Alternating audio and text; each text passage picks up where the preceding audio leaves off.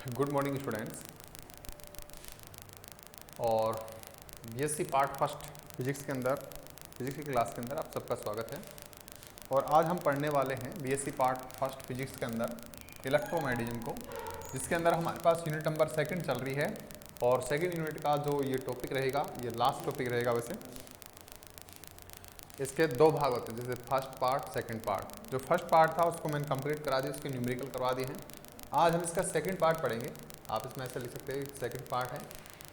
Topic रहेगा आज का electric field measure in moving frame of reference, यानी कि गतिशील निर्देश तंत्रों में विद्युत क्षेत्र को आज हम पढ़ेंगे। गतिशील निर्देश तंत्रों में विद्युत क्षेत्र, तो इसको हम पहले समझेंगे कि पहले हमने क्या पढ़ा और अब हमने क्या पढ़ा। ठीक है, तो यहाँ पर देखिए, गतिमान अवस्थाओं में आवेश का मापन, measurement of A charge in motion. तो जब हमने इससे पहले जो यूनिट पढ़ी है या जो टॉपिक हमने पढ़ चुके हैं, उसमें हमने ये माना था कि यदि आवेश हमारे पास स्थिर अवस्था में है तो हम उसका अध्ययन किस तरह से करते हैं, और यदि वही आवेश यदि गतिशील अवस्था में है तो हम उसका अध्ययन किस तरह से करेंगे। तो सबसे पहले मैं आपको ये बताऊंगा कि यदि आवेश स्थिर और गतिशील होता है तो उसमें क्या क्या और किस किस तरह से क्षेत्र उत्पन्न होते हैं। तो पहला देखें, आवेश की हमारे पास तीन स्थितियां हो सकती हैं। पहली स्थिति, यदि आवेश हमारे पास स्थिर अवस्था में है, ठीक है, इस तरह है, स्थिर अवस्था में है, ठीक है। यदि आवेश स्थिर होगा तो हम ये कहेंगे कि ये हमारे पास कोई भी आवेश है Q, और इसका जो वेग है वो कितना है, 0 है। ठीक। दूसरी स्थिति क्या हो सकती है, दूसरी स्थिति ये हो सकती है कि हमारे पास जो आवेश है वो गतिशील अवस्था में हो। ठीक, गतिशील अवस्था में हो, गतिशील हो। और तीसरी अवस्था हमारे पास ये हो सकती है कि जो आवेश है, ठीक है ना, कि जो आवेश है वो हमारे पास दोलन कर रहा हो, यानी कि दोलन गति हो, दोलन अवस्था हो सकती है इसकी। तो इसमें हमारे पास जो वेग है गतिशील होगा, तो हम ये कह सकते हैं कि वेग जो है वो 0 नहीं है, वेग जो है वो 0 नहीं है, ऐसा हम कह सकते हैं। और दोलन का मतलब है कि ये हमारे पास कोई भी एक दृढ़ अवस्था जगह है कोई भी, और यहाँ पर हमने इस तरह से कोई भी आवेश Q लिया और इसको इस तरह से क्या करवा रहे हैं, दोलन करवा रहे हैं। तो यहाँ पर हमारे पास तीन स्थितियाँ बन रही हैं। फर्स्ट, यदि आवेश गतिशील स्थिर अवस्था में हो। सेकंड, यदि हमारे पास ये गतिशील अवस्था में हो। और तीसरा, यदि हमारे पास ये दोलन अवस्था के अंदर हो। यदि आवेश स्थिर अवस्था में है तो यहाँ पर ये हमारे पास विद्युत क्षेत्र उत्पन्न करता है। कौन सा क्षेत्र उत्पन्न करेगा, विद्युत क्षेत्र उत्पन्न करेगा। इसके अलावा किसी प्रकार का कोई क्षेत्र उत्पन्न नहीं करता। लेकिन जब आवेश गतिशील अवस्था में है तो यहाँ पर हमारे पास ये विद्युत क्षेत्र भी उत्पन्न करेगा,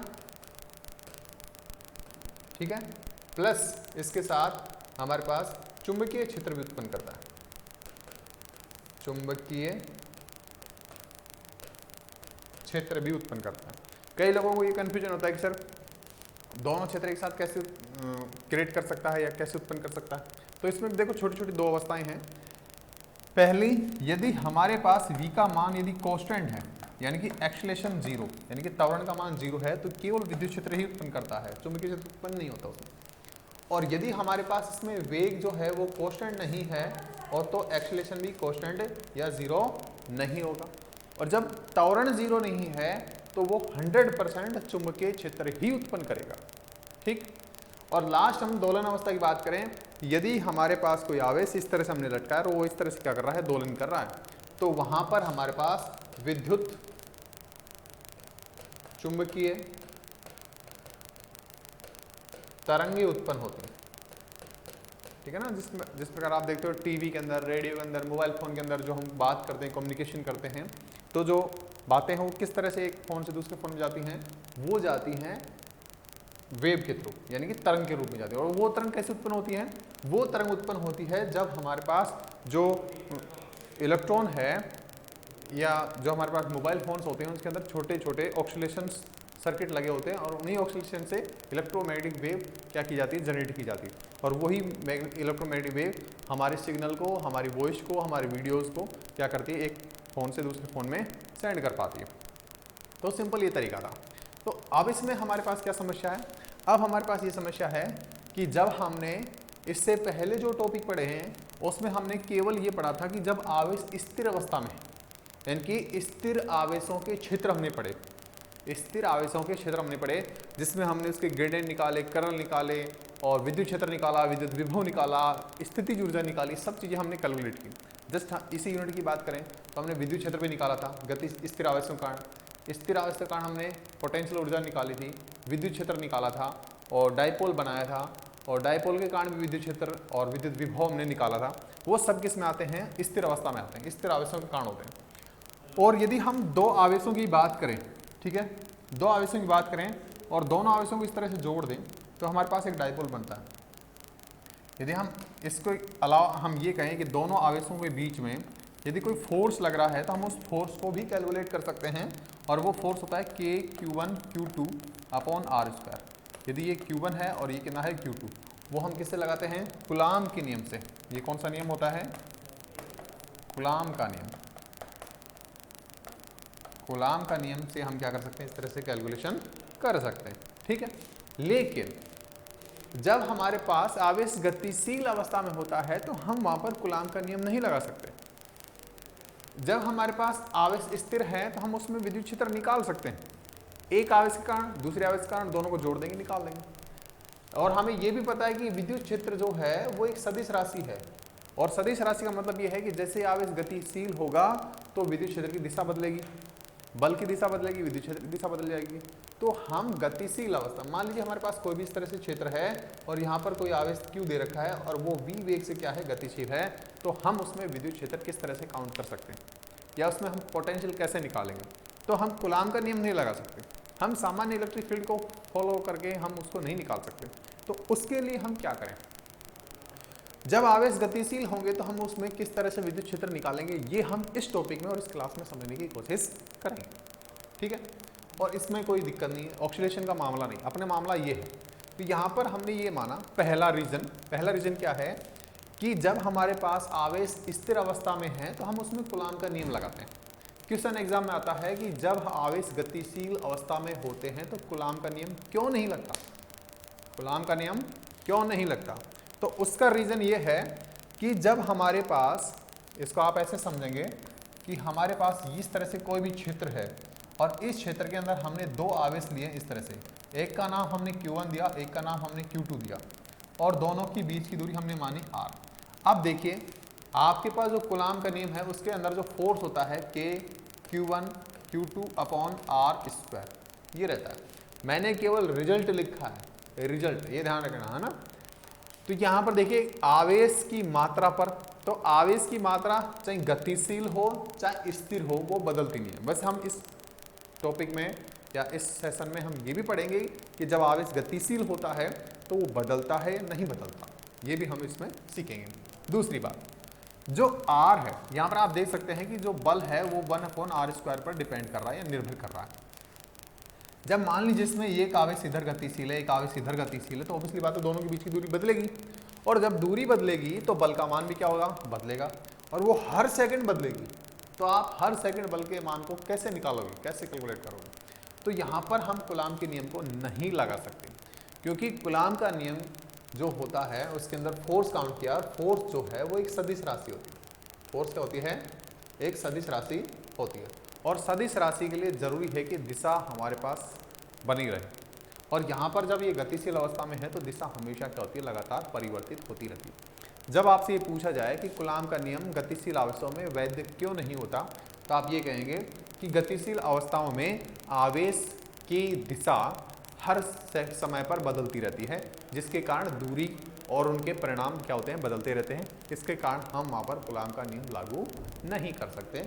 और इस क्लास में मैंने यही टॉपिक लिखा था, ये थोड़ा ख़राब हो गया, कोई दिक्कत नहीं है, कि जब दो आवेश स्थिर अवस्था में है तो उसमें कूलाम का नियम लगाते हैं, और कूलाम के नियम से हम इसको कैलकुलेट भी कर सकते हैं। लेकिन जब हमारे पास गतिशील आवेश होते हैं, मान लीजिए कि ये हमारे पास एक स्थिर आवेश है और ये आवेश और ये आवेश अलग अलग क्या है, गतिशील अवस्था में है, अलग अलग दिशाओं में जा रहे हैं, या फिर इसको मान लेते हैं ये गतिशील है, ये स्थिर मान लेते हैं, तो ऑब्वियसली बात है हर बार क्या होगा, बल की दिशा बदलेगी। जब आपके पास दो आवेश हैं तो आप बल निकालेंगे, जब भी आपके पास बहुत सारे आवेश हैं तो हर सेकंड अपनी दिशा बदलेंगे, तो ये कैलकुलेशन आप नहीं कर सकेंगे। तो इस तरह की कैलकुलेशन करने के लिए हमें क्या करना पड़ेगा, इसमें कूलाम का नियम वैलिड हम नहीं कर सकते। एक सेकंड रुकेंगे आप।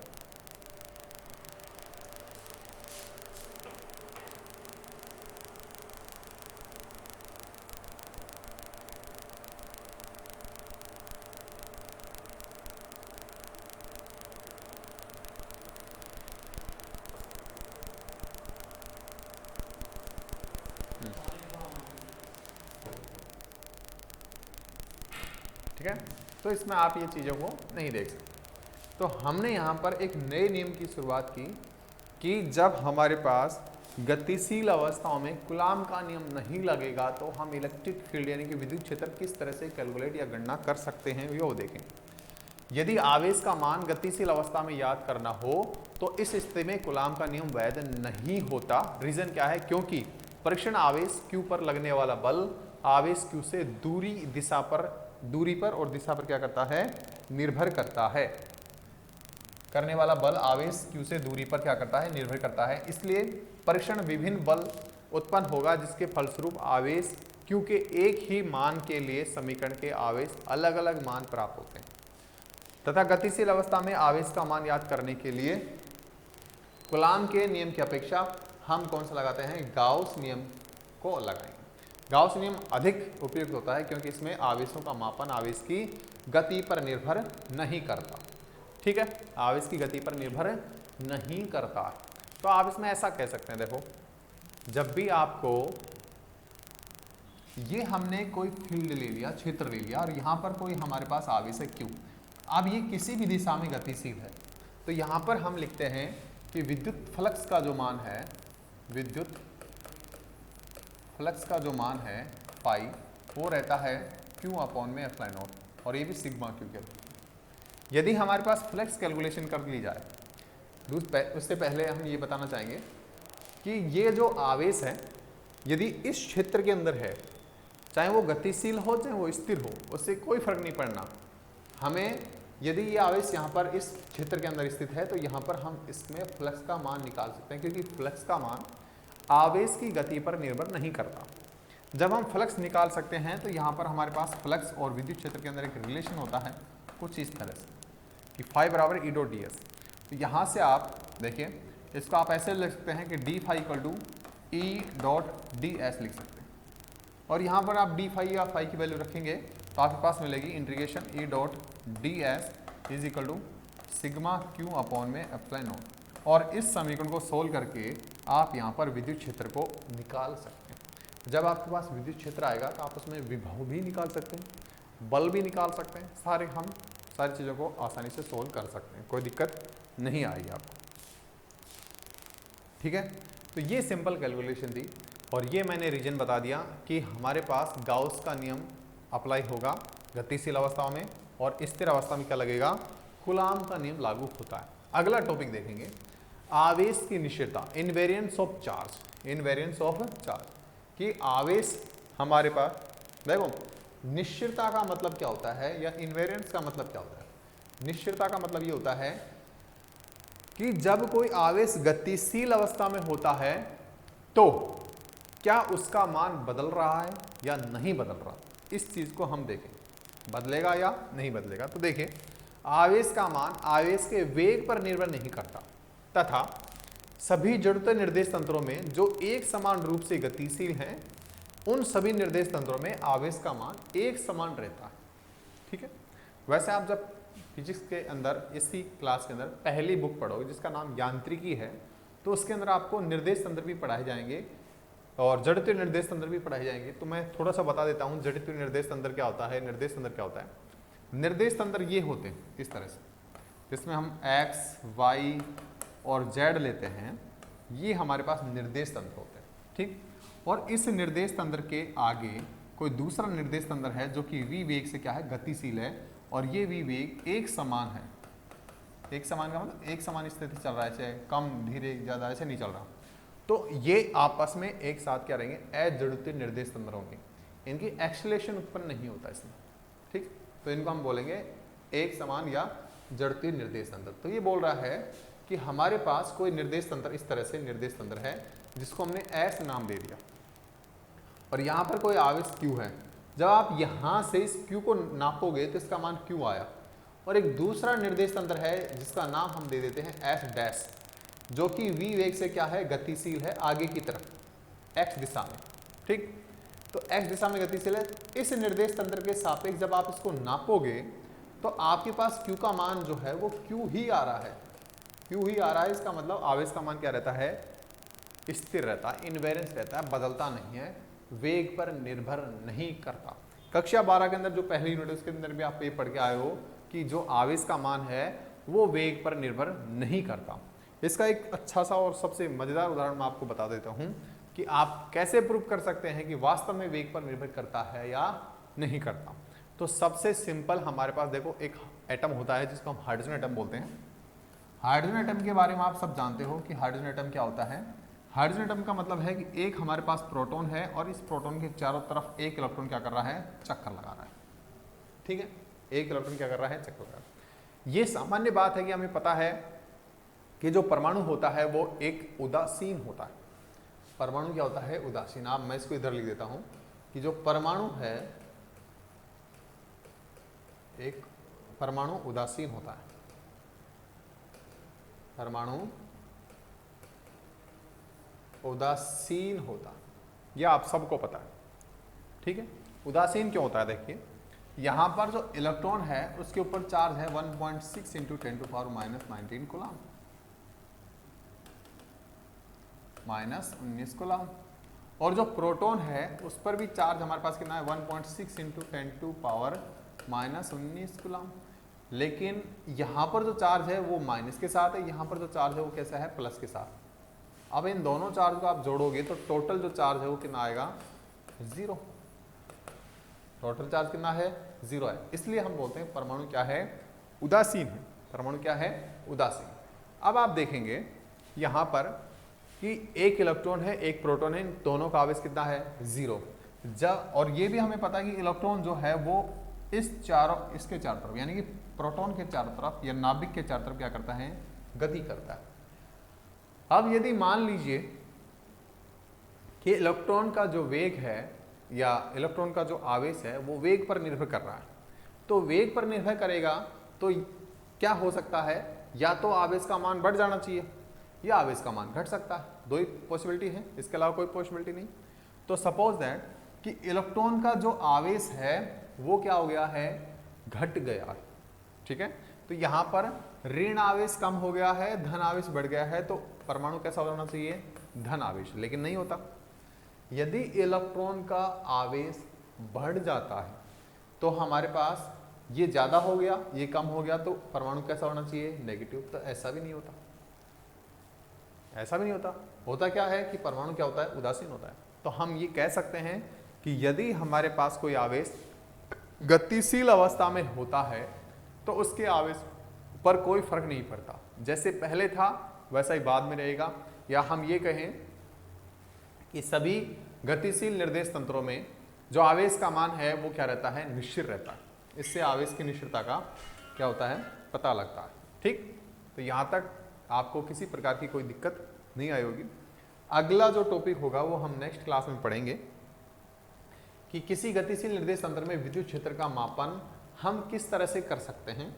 इसको हम नेक्स्ट क्लास में क्या करेंगे, दोहराएंगे। तो आज के लिए इतना ही, मिलते हैं अगले वीडियो में, तब तक के लिए गुड डे।